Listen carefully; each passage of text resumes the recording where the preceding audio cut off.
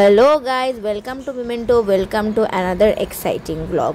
তো এইটা হচ্ছে শীতকালের একটা ব্লগ, তোমরা একটু বাদেই বুঝতে পারবে। আর দেখে নাও ঘড়িতে কটা জাস্ট বাজে, মানে ভোরবেলা তখন প্রায় বাজে ওই ধরে নাও ওই 6টা মনে হয় বা 7টা এরকম, আমি নিজেই ঠিক করে দেখতে পাচ্ছি না।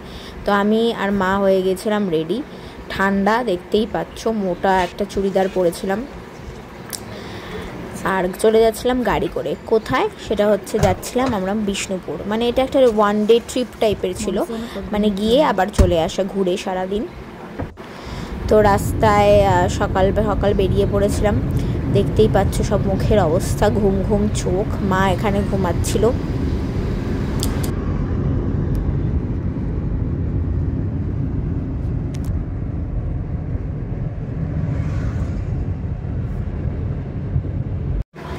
রাস্তায় নেমে আমরা তারপরে মাঝখানে একটু টি ব্রেক নিয়ে নিলাম, চা বিস্কিট আর খেয়ে নিয়েছিলাম একটুখানি, মানে একটু রাস্তায় খাওয়া দাওয়াটা একটু ইম্পর্টেন্ট। চলোই ঠিকঠাক বলছি।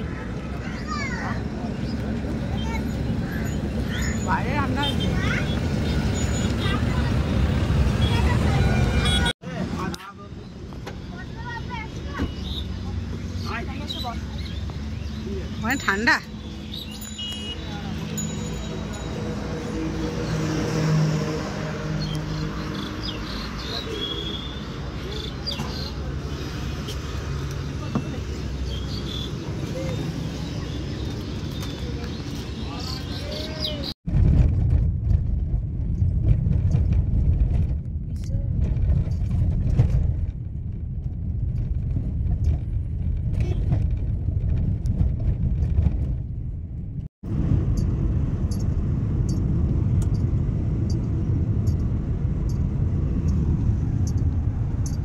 ওখানে পৌঁছে তোমরা দেখবে যে টোটো পাওয়া যায়, সেই টোটো করে তোমাকে ওই ঘন্টায় বোধ হয় 200 টাকা এরকম নেয়।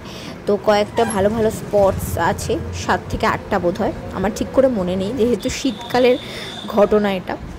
তো ওখানে গিয়ে সেরকম বুক করে ওরা একটা এরকম কাগজ টাইপের দেবে, সেখানেই দেখতে পাবে সব যে এরকম এরকম জায়গায় যেতে পারবো, তো সেখান থেকেই চলে যেতে হবে। প্রথমেই আমরা চলে গেছিলাম ছিন্নমস্তা মন্দির, ভিতরে ক্যামেরাটা করা যায় না, তাই জন্যই তোমাদেরকে দেখাতে পারলাম না। তারপরে এটা হচ্ছে একটা কামান রাখা আছে, দেখতেই পাচ্ছ, সেটা দেখতে গেছিলাম।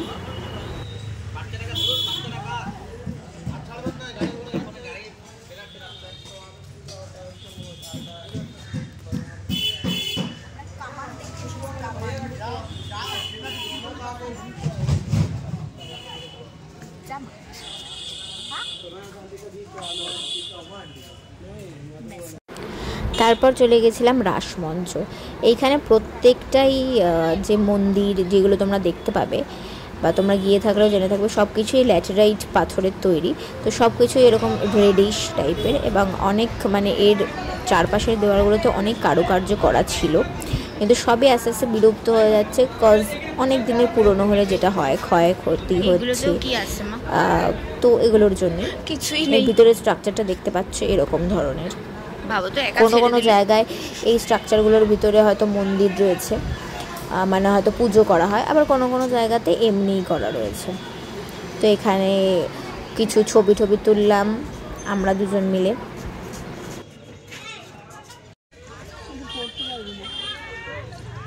এই তো লেখা আছে দেখো।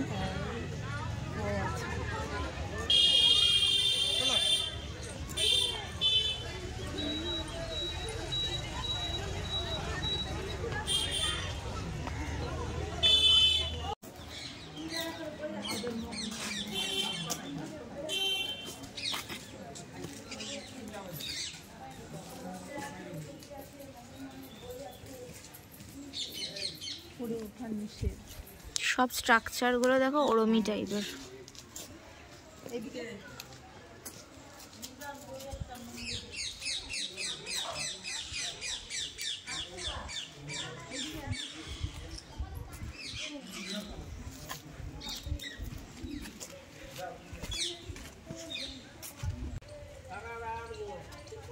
যেমন পুরীতে আছে না, পুরীতে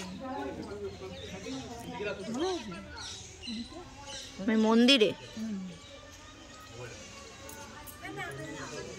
পুরীতে ঝান্ডা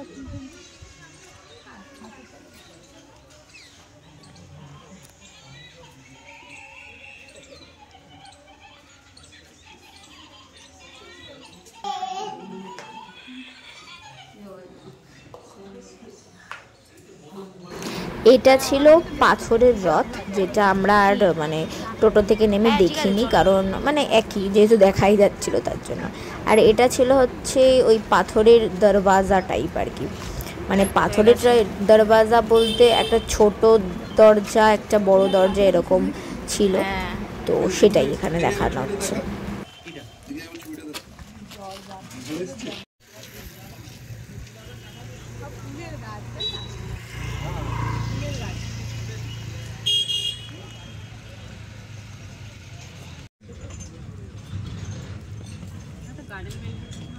ও আচ্ছা, আর একটা কথা হচ্ছে এখানে ওই রাসমঞ্চের ওখানেই তোমাদেরকে টিকিট কাটতে হবে। টিকিট কিছু কিছু মানে অ্যাডাল্টদের জন্য একরকম, ফরেনারদের জন্য একরকম, যেরকম হয় সেরকম কাটতে হবে। ইন্ডিয়ানসদের জন্য কমই অবভিয়াসলি।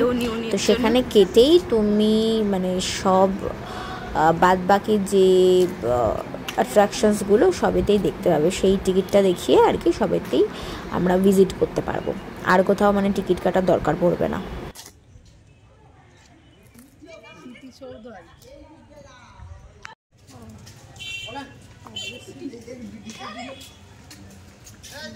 এখানে সব ল্যাটেরাইট, ওই জন্য একই টাইপের সবগুলো, দেখছো না?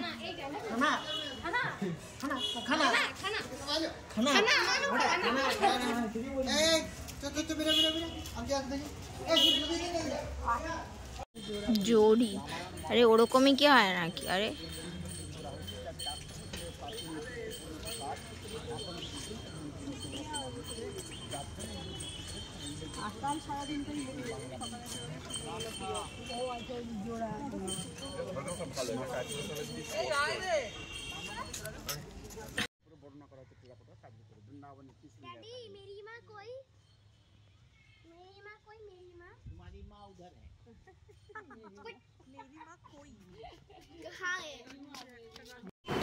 এখানে ছিল একটা ওই হাট টাইপের মার্কেট আর কি। এখানে সমস্ত বিষ্ণুপুরের যে মাটির জিনিস যেগুলো বিখ্যাত সেগুলো পাওয়া যাচ্ছিল। এখান থেকে আমরা খুঁটিনাটি জিনিসপত্র শপিং করেছিলাম, যেমন একটা শাক, মানে শঙ্খ আর কি, তারপরে কিছু কিছু জিনিস যেগুলো আমি ভুলেও গেছি অনেস্টলি এখন।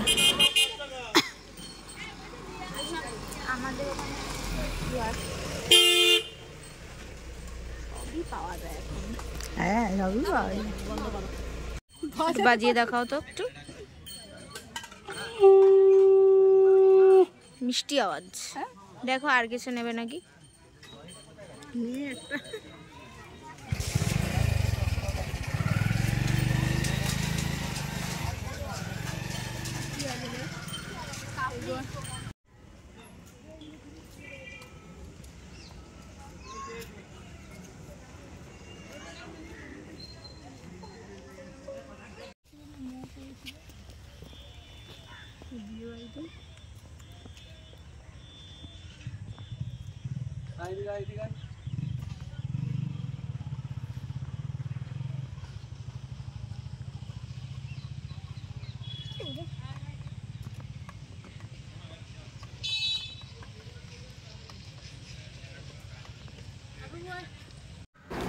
এটা ছিল একটা মিউজিয়াম, যেখানে দেখতে পাচ্ছ বিভিন্ন ধরনের স্ট্রাকচার, স্ট্যাচুস রাখা রয়েছে।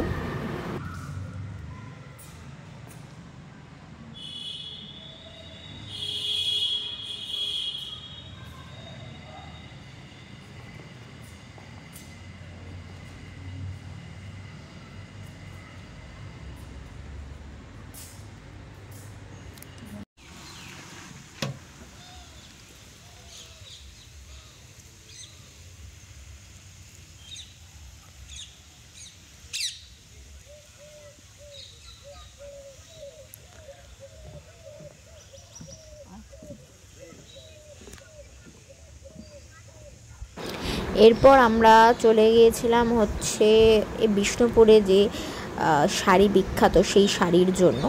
কিন্তু এখন তোমরা মানে আমার মনে হয় ওরা যেহেতু জেনে গেছে যে এটা একটা ট্যুরিস্ট স্পট হয়ে যাচ্ছে এবং সবাই এসে কিনতে চাইবে, তাই জন্য ওরা ভীষণ দাম বাড়িয়ে বলে, সুতরাং কেনাটা আমার মনে হয় বেকারি। তো আমরাও কিনিনি, জাস্ট ভেবেছিলাম হয়তো কিনতে পারবো, তো তার জন্য গিয়েছিলাম, কিন্তু কিছুই কিনতে পারিনি, কারণ সে তার থেকে কম দামে মনে হয় কলকাতায় আমরা পাবো সেই জিনিসটা। তো যাই হোক, তারপর আমরা গাড়ি থামিয়ে মাঝখানে একটু ওয়াশরুম গেলাম। দেন খিদেও পাচ্ছিলো, সারাদিন সেরকমভাবে কিছু খাওয়াও হয়নি, লাঞ্চও হয়নি, কিন্তু তারপরে ওখানে একটা বনবিথি রিসর্ট বা সামথিং কিছু রয়েছে, তো ওখানে আমরা খাওয়ার জন্য দেখছিলাম, কিন্তু ওখানে ভীষণ লাইন, টোকেন কেটে খেতে হবে এরকম একটা ব্যাপার। তো আমরা কিছুই খাইনি দেয়নি, তো আমরা এইভাবেই বিষ্ণুপুরের একটা ডে ট্রিপ কমপ্লিট করলাম। তাহলে দেখা হবে আবার পরের কোনো ব্লগে। Stay tune and don't forget to like, share and subscribe. By.